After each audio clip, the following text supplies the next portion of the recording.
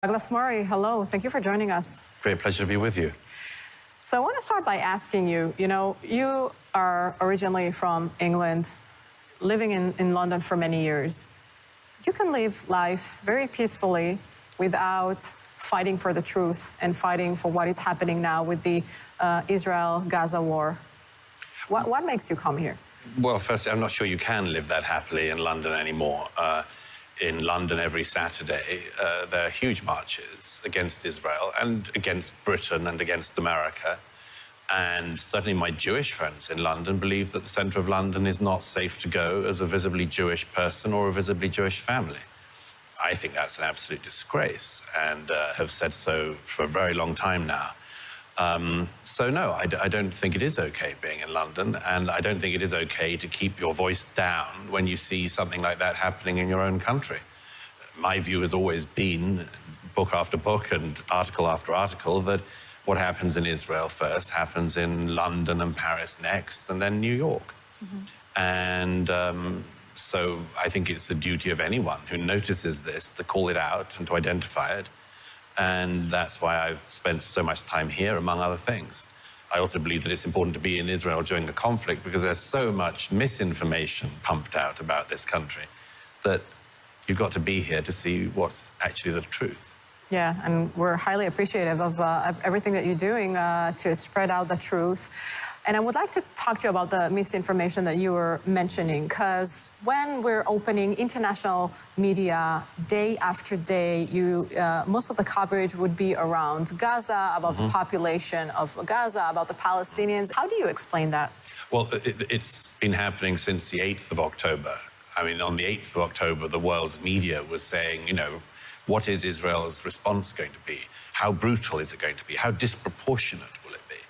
I expect that. I think most Israelis expect that now. The world is much less interested in what is done to Israel than in the question of what Israel does in retaliation. We've seen this for years, the barrages of rockets from Gaza ever since the withdrawal.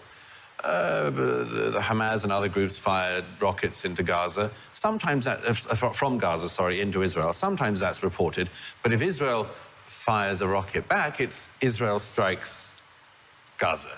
Mm-hmm. That's the game. They miss the prelude, and they go straight on to the response. And why is that? Because in the eyes of the international media, there's a weak side and a strong side, and that's it?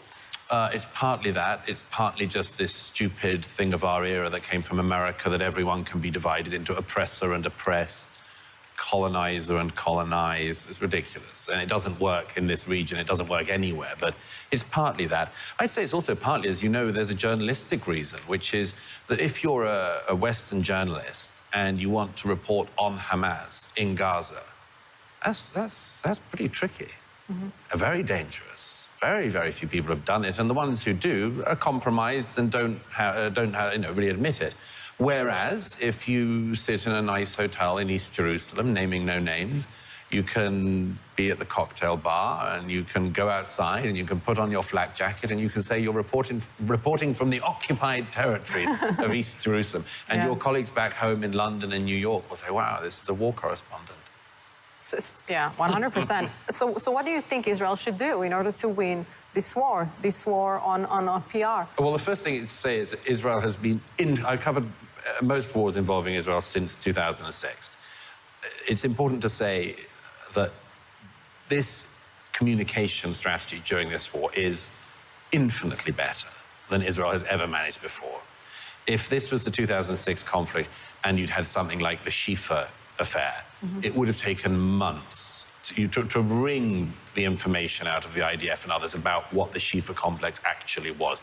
This time, it seems to me that the Israelis realize this is a media war as well as a real war, an actual war. And the response, in my mind, has been really very, very impressive from Israel. Now, everybody believes they know how to run Israeli PR or Hasbara. Everyone has a view on that. I just think it's worth noting when things are going better as well as when they're not. Mm-hmm. Some of this, on the question of where we are now, some of this is a numbers game. How many billion Muslims are there in the world? How many Jews? Very outnumbered. Yeah, very outnumbered. So what can you do in that situation? The one thing really is to just try to make sure that the truth always pierces through. I have this belief, I wouldn't do this if I didn't believe it, that the truth really does pierce through 1,000 lies. And increasingly, also, there's a very, very important job to remind publics in the rest of the world that this is about Israel now, everybody else next. And it's not like that's hard to communicate. You know, Israel's enemies and the West's enemies say it with their own mouths, day in, day out. I don't need to tell you that. Yep. The rest of the world just needs to hear that and to know that whether it's Hamas, Hezbollah, Iran, the IRGC, they not only say it, but they mean it. And if the rest of the world realizes that, and they will, then I think their sympathy towards Israel might grow. It's amazing. I've written about this in my New York Post column, among other places. It's amazing to me that the Americans are pushing on the two-state solution, and the Brits are pushing on the two-state solution straight after October 7th. I mean, my belief is that the Palestinians were already given a state. They were given one in 2005, and we all know what we got. Okay, so they decide, so Cameron, Sunak, Blinken and Biden decide that after the 7th of October, there should be another state given to the Palestinians. I don't agree with that. I don't believe that. I think, among other things, it incentivizes terror. It obviously incentivizes it. I mean, what if there's another 7th of October? Should they be given another state? However many states they want. It incentivizes the terror. It says, as a result of the 7th of October, we'll give you this thing that we believe you want. But the real thing is that Western governments are stuck in an utterly dead paradigm. It's like hearing somebody speaking ancient Greek at this point. To talk about the two-state solution now is just fairyland, in my view. When we know the Palestinians are actually paying salaries to the terrorists of Hamas, to the Nukhba terrorists. Right, as you've written about. I mean, this is one of the great scandals. It's not addressed enough outside of Israel, probably not enough inside Israel either. And then you have the problem that these Western governments are effectively, they're trying a strategy which has failed, and it's been proven to have failed. We all know that if there was an election tomorrow in the West Bank, Hamas would win. Okay, so there's a problem in the West Bank as well. It's not just a Gaza issue, it's the West Bank. They don't concede that. Why? Because for all of these decades, we've heard the same chant from Western leaders. If you give the Palestinians another state, every problem in the Middle East will be solved. The wider Middle East, they all say this, the left wing, right wing, they've said for a generation, if you give the Palestinians a state, every other issue in the Middle East will be solved. Yemen's economy will suddenly blossom.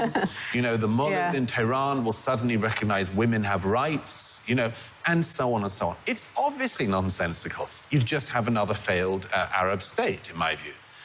But the fact that they keep saying this, despite all of the evidence, suggests they are simply way, way out of date. And by the way, can I just say quickly, if you want another example of how out of date they are, the country I'm from, the United Kingdom, its official foreign policy, foreign office advice is that the Golan Heights are still occupied territory. Wow. Okay, that's the official foreign office view in London.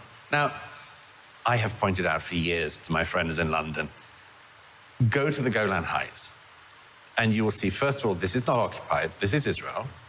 Secondly, if you believe it's occupied, who would you like to give it to? It's nonsensical, but it's an example of the fact they're all in London, Washington, they are dealing in dead paradigms. And I urge them to catch up to reality.